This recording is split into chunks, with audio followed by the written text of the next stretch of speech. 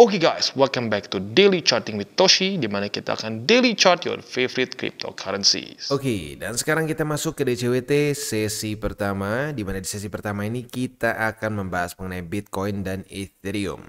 Sebelum kita masuk, gua akan ingatkan seperti biasa, salah satu cara termudah dan termurah untuk mendukung TCI adalah dengan like our video, ya. Oke, dalam 24 jam terakhir terjadi koreksi yang lumayan signifikan sebesar 3,03%. Total market cap turun ke 2,35 triliun US dollars.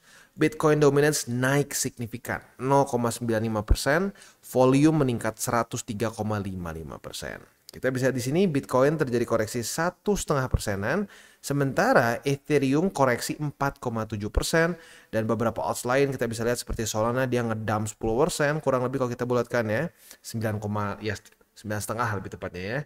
Lalu Toncoin 5%-an, Dogecoin ngedump 10%, Cardano 9% dan seterusnya ya. Nah, buat lo yang sudah nonton DCWT ya beberapa kali ya, atau ya minimal beberapa bulan ke belakang, gue sudah bilang salah satu pembahasan gue adalah mengenai liquidity yang mulai ketarik ke BTC ya. Nah, ini terbukti dengan tren Bitcoin dominance yang terus menguat dalam beberapa minggu terakhir ya, kita bisa lihat di sini. Nah, ini ini adalah satu pertanda bahwa ya liquidity mulai ditarik dari altcoins ke BTC. Nah, ini adalah satu movement yang sedikit concerning. Kenapa? Karena gini, kenapa orang pindahin dari altcoins ke BTC? Mereka takut extra volatility ya, atau mereka menganggap bahwa market kurang liquidity sehingga mereka takut untuk berspekulasi di altcoins. Nah, itu biasanya dipicu oleh keadaan fundamental yang nggak terlalu mendukung. Alias kalau kasarnya itu adalah masa-masa QT. Buat yang nggak ngerti QT itu adalah quantitative tightening, di mana balance sheet dari US itu turun dan suku bunga di US itu tinggi. Nah, saat dua hal itu kejadian, ini visualisasinya ya. Kita bisa lihat balance sheet dan interest rate. Untuk balance sheet kita bisa di sini. Balance sheet warna biru, sementara Nah, balance sheet itu warna biru, sementara interest rate warna orange ya. Kita bisa lihat di sini. Nah, dengan jelas kita masih dalam kondisi yang balance sheet-nya turun dan interest rate-nya masih tinggi. Ini adalah masa-masa yang cenderung kurang liquidity. Nah, masa-masa cenderung kurang liquidity ini membuat resiko lebih besar untuk kita melakukan investasi di altcoins. Gitu, makanya kita bisa lihat di sini mulai ketarik oleh BTC. Kalau ini terus-terusan berlanjut, apalagi diperparah dengan news-news yang buruk dari ekonomi US, ini bisa membawa market tambah drop lagi karena economic downturn, even worse bisa recession. Begitu. Jadi kalau ada orang bertanya-tanya, "Bang, kenapa Bang? Kok BTC kayak selamat-selamat aja?" Sementara kalau secara struktur kita bisa di sini ya. Bitcoin itu kemarin daily close-nya masih di atas dari MA50. Tetapi Ethereum gagal daily close di atas dari struktur ya. Dia malah lanjut jebol ke bawah. Terus Solana juga sama ya. Ondo juga sama ya. Not juga sama ya, semuanya cenderung koreksi. Bahkan Not kemarin koreksi 15%-an. Nah, itu adalah jelas tanda bahwa banyak liquidity pindah dari altcoins ke Bitcoin ya. Oke, next kita masuk dulu ke news. Untuk news ini datang dari US, di mana salah satu tim dari SEC spesifiknya untuk kripto yaitu adalah David Hirsch baru saja keluar dari SEC. Nah, mereka nggak spesifik ngomong kenapa sih, dan kalau kita lihat di LinkedIn-nya si Hirsch ya, belum ada decision untuk pindah ke perusahaan apa selanjutnya ya. Tapi intinya si David Hirsch ini sudah keluar dari SEC. Nah, David Hirsch ini adalah orang yang dulu tentunya ada di tim untuk yang ngesu Binance, ngesu Coinbase, ngesu Ripple, dan seterusnya ya. Apakah dengan digantinya si David Hirsch ini, stance dari SEC akan lebih mild ya? I don't know, we'll see. Karena belum ada penjelasan siapa dia diganti oleh siapa dan dia seperti apa. Begitu, we'll see. Semoga ini digantikan dengan orang yang lebih mild ya, nggak terlalu se-ekstrim SEC di zaman-zaman kemarin ya. Next kita akan geser ke BlackRock dan Fidelity ya. Mereka ini sekarang memiliki total 477.121 Bitcoin yang secara nilainya itu sekitar 31,4 miliar US dollars. Ini adalah jumlah dari spot ETF Bitcoin yang mereka pegang ya. Nah, ini lebih dari 262 ribuan Bitcoin dibandingkan dengan MicroStrategy. Jadi kemarin tuh walaupun dikit ya, ini minoritas, tapi ada yang ngomong nggak ngaruh, ETF spot tuh nggak ngaruh. Ya, kita bisa sendiri ya. Ternyata mereka sudah akumulasi dengan jumlah yang sangat besar. Jadi ya gue harus ingatkan lagi bahwa pada faktanya ngaruh. ETF spot itu ngaruh ya. Next, untuk economic calendar hari ini akan keluar beberapa data penting. Akan keluar core retail sales dan juga retail sales. Untuk core retail sales harapan kita adalah, ya bukan harapan kita ya, kalau sampai dia di bawah dari forecast ya, ini akan membuat USD melemah begitu ya. Jadi kalau sampai di bawah dari 0,2%, USD akan cenderung melemah dan kripto cenderung menguat ya. Untuk retail salesnya juga sama ya, jadi core dan retail sama kurang lebih. Kalau sampai dia lebih rendah daripada ekspektasi, itu akan membuat indeks dolar melemah ya. Itu untuk hari ini. Untuk besok dari US hari Rabu tanggal 19, kita bisa di sini belum ada apa-apa ya. Jadi minggu ini cukup unik ya, nggak terlalu banyak news-news penting. Mungkin udah habis sama kemarin ya, minggu kemarin itu udah terus-terusan. Oke, next reminder, TCI sudah aktif di Twitter. Buat lo yang belum follow, silahkan bisa follow di @toshicryptoindo ya. Kita lihat dulu ke indeks dolar. Indeks dolar hari ini juga cenderung menguat ya. Walaupun kemarin kalau kita bisa lihat ya, kemarin ini indeks dolar nggak ya melemah ya, tetapi kalau kita lihat dari price action terutama alts ya, itu malah kemarin juga drop begitu. Jadi ini menunjukkan bahwa demand di kripto, terutama demand di altcoins itu turun ya, turun. Nah, tinggal kita lihat apakah dia akan lanjut lagi ke atas atau enggak. Kalau ini lanjut ke atas, apalagi sampai ke 106,37, siap-siap possibility untuk lanjut lebih dalam itu semakin besar ya. Next ke Bitcoin dominance, kita lihat di sini ya, cukup menguat. Detailnya kita bahas di DCWT sesi kedua aja deh ya. Oke, next kita akan mungkin masuk sedikit ke area saran ya, wejangan. Nah, ini dia kenapa gue bilang untuk para newbies jangan terlalu berat di altcoins. Buat lu yang sudah dengerin DCWT dari kapan, tahu bahwa mayoritas dari portofolio spot gue adalah Bitcoin dan Ethereum, even until now ya. Jadi spot itu hanya paling makan ya 20% lah ya. 20 belasan lah, mungkin nggak sampai 20 banget sih. Belasan persen dari porto spot gue. Sisanya adalah di Bitcoin dan Ethereum. Kenapa? Ya karena ini.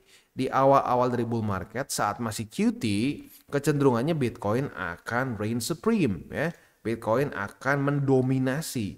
Jadi ya apa namanya, itu dia alasannya kenapa gue dari 2022 ya. Dari 2022 gue bilang gue akan cenderung pegang BTC yang paling banyak.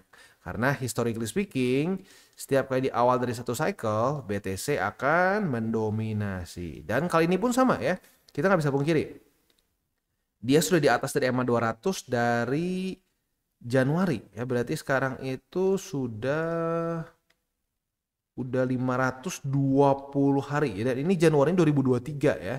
Sekarang udah sampai Juni 2024. Jadi sudah 520 hari Bitcoin dominance berkuasa begitu. Nah, masih ada yang bertanya mungkin, "Bang, gimana nih kita altcoins mulai akumulasi atau gimana?" Sebenarnya gue udah mulai bahas dari kapan-kapan sih. Gue udah mulai dikit-dikit, tapi nggak all in ya. Lagi-lagi untuk detail altcoins kita akan bahas nanti ya di DCWT sesi kedua. Sekarang lebih ke ya lagi-lagi jangan, makanya untuk lu para newbies please jangan terlalu berat di altcoins. Banyak lu yang punya namanya recency bias, berpikir bahwa altcoins akan mengoutperform BTC seperti di 2021. Padahal masa-masa itu tuh pendek dibandingkan dengan dominasi BTC. Gitu. Oh bang, tapi maksudnya ada juga tuh altcoins yang mengalahkan BTC secara profit. Benar. Tapi satu dari berapa? Satu dari 100 mungkin yang berhasil mengalahkan BTC. Sisanya outperform. Terbukti dari ya Bitcoin dominance. Kalau BTC kalah dengan altcoins in general, ya kita bisa lihat ya Bitcoin dominance akan turun. Faktanya enggak. Begitu. Nah makanya kenapa gue bilang channel gue itu adalah channel data dan fakta. Gue nggak terlalu suka apa ya. Ya kan gini, banyak banget orang-orang yang dalam tanda kutip berkhotbah soal wah altcoins nih kita akan begini begini begini. Ini pokoknya akan wah berapa kali X gitu ya. Tapi pada faktanya secara garis besarnya BTC itu mengoutperform berapa? 95%, 95% dari altcoins di masa-masa QT. Maka dari itu lagi-lagi, that's why jangan terlalu berat di altcoins. Kalau lu mau mulai berat di altcoins ya, maksudnya altcoins itu mulai mengalahkan posisi BTC lu dan Ethereum lu, mungkin boleh pertimbangkan kalau sudah terjadi QE di mana interest rate sudah turun, balance sheet udah mulai naik gitu ya.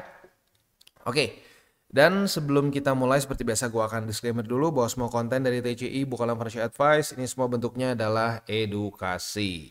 Lalu bagaimana cara untuk mendukung TCI? Ada banyak caranya, lo bisa like our video, bisa juga share our video, atau juga bisa menggunakan link referral kita di bawah. Dan sekarang kita akan dengar dulu pesan-pesan dari sponsor kita pada hari ini. Oke, today's video is brought to you by Bybit. Di mana di Bybit ini kita bisa melakukan berbagai macam hal ya, mulai dari yang newbie sampai yang sudah advance. Buat mungkin lo merasa bahwa aduh bang, gue masih nggak ngerti nih TA, gue masih nggak ngerti charting dan seterusnya, tapi pengen akumulasi, pengen DCA murni, bisa lo tinggal masuk ke sini one click buy, di mana lo bisa pilih lo mau pakai apa ya fiatnya, lo tinggal pilih juga asetnya apa ya. Misalkan lo pengen akumulasi BTC, misalkan setiap hari Senin jam 7 pagi, misalkan gue pengen akumulasi BTC sebesar 100.000 rupiah misalkan ya, lu bisa langsung lakukan di sini. Bisa peer to peer, bisa Dana, Bank BRI dan lain-lain. Ini gila ya, bisa pakai BCA Mobile dan seterusnya. Jadi Bybit ini memang cocok banget buat orang-orang yang tinggal di Indo ya, bisa langsung pakai bank-bank yang memang sudah biasa kita pakai di Indo ya. Nah, buat yang intermediate sampai advance juga di sini ada spot, nah, dan juga ada leverage tokens, dan tentu juga ada derivatives trading, di mana kita bisa menggunakan kontrak yang USDT maupun USDC. Jadi di sini lo bisa pakai USDC ya, karena nggak semua exchanger bisa menerima untuk futuresnya pakai USDC ya. Dan tentu juga lo bisa earning bunga juga dari kripto lo dan lain-lain. Dan tentu juga di sini kita bisa melakukan copy trade ya, di mana copy trade dari Bybit ini sudah cukup terkenal ya, dan kita bisa mendapatkan keuntungan juga. First copy trade kita bisa ada protection 100 USDT loss coverage ya, dan seterusnya ya. Jadi buat lo yang tertarik bisa silakan pakai, klik di link referral kita di bawah. Dan sekarang kita masuk ke Bitcoin. Untuk Bitcoin kita bisa lihat di sini ya, technically speaking buy limit ketiga kita masih bertahan. Tapi kita lihat besok pagi. Kalau sampai besok pagi daily closing di bawah dari 66.200-an ya, maka ya artinya jebol buy limit ketiga ya. Tapi for now lagi-lagi karena masih belum daily close di bawah, maka dianggapnya masih bertahan. Untuk posisi futuresnya retest 1, retest 2 sudah terjadi di EMA50 ya, di tanggal 17 ya untuk retest keduanya. Daily closing di atas, jadi kita masih bisa hold posisi longnya walaupun sekarang sedang deg-degan nih daily closing harga runningnya di bawah dari struktur. Kita lihat besok. Kalau besok daily closing di bawah dari EMA50, maka kita cut loss. Tapi kalau enggak, ya pertahankan aja. Next, untuk posisi shortnya apabila Bitcoin daily close di bawah dari struktur, di bawah dari EMA50 juga, retest 1, retest 2 sebagai resisten, nah kita bisa buka posisi short dengan target TP kita di angka 64.000. Itu kurang lebih untuk setup di Bitcoin. Next kita geser ke Ethereum. Untuk Ethereum, posisi short kita kena target TP. Retest 1, retest 2 di 3.639. Dia langsung koreksi signifikan 3%-an, dan kita bisa lihat di sini kita berarti sudah profit sebesar 3,36%-an. Asik ya. Itu kurang lebih untuk posisi short kemarin. Nah, karena dia tembus dari 3.521, maka ya tidak ada setup untuk posisi long ya. Malah dia retestnya langsung ke EMA50. Kita lihat kalau besok pagi daily close dari Ethereum masih di atas dari EMA50, kita bisa limit posisi long. Retest kedua otomatis kebuka posisi longnya, dan target TP kita di angka 3.521 ya. Itu kurang lebih untuk Bitcoin dan Ethereum. Mungkin ada sedikit yang tadi gua sedikit lupa untuk penekanan, yaitu EMA50. Kita bisa lihat setiap kali MA20 dan 50 tertaklukkan seperti di sini ya, lalu seperti di sini, yang terjadi adalah penerusan momentum. Bisa sampai sedalam apa bang penerus momentum? Kita nggak bisa tahu. Kita nggak bisa tahu karena banyak faktor. Ada fundamental, ada juga struktur kuat, ada juga di sini EMA 200 daily yang sudah semakin mendekat. Jadi kita nggak bisa tahu spesifiknya bisa sampai sedalam apa. Tetapi dari yang gue lihat dari 2000 berapa berarti ya, gue trading dari 2016 untuk kripto ya, itu setiap kali EMA 20 dan 50 tertaklukkan, itu cenderungnya akan melanjutkan momentum ya. Jadi hari ini penentuan nih, apakah Bitcoin bisa daily close di bawah dari EMA 50 atau tidak. Kalau di bawah dari EMA 50, siap-siap kita kemungkinan akan mendapatkan koreksi yang berlanjut lebih dalam gitu ya. Oke, selanjutnya gue ingatkan lagi buat lo yang pengen pair favorit itu dimasukin ke DCWT sesi kedua, boleh komen di bawah. Apabila cukup banyak demandnya, kita akan masukkan ke DCWT sesi kedua. Dan seperti biasa gue tutup dengan 3 golden rules. Jangan pakai uang panas, jangan over leverage, dan berpikirlah jangka panjang. Oke guys, jadi itu adalah akhir dari segmen DCWT kita pada hari ini. Dan jangan lupa bagi kalian yang merasakan manfaat dari segmen ini, jangan lupa untuk share ke teman-teman kalian. Dan apabila lu pengen mensupport channel kita, ya TCI, jangan lupa untuk menggunakan link referral kita di bawah. Nggak wajib ya, tetapi apabila lu menggunakan link referral kita di bawah, ada macam-macam ya, dari Bybit, Huobi, Maxi, toko kripto, dan banyak lagi ya. Ya, walaupun nggak wajib, tapi kalau menggunakan link referral kita, lu secara langsung membantu perkembangan dari TCI. Dan satu lagi, jangan lupa juga untuk join Telegram group kita, di mana kita bisa ngobrol-ngobrol santai mengenai dunia cryptocurrency secara 2 arah. So, jangan lupa untuk like, subscribe, klik the bell icon, and see you on the next video.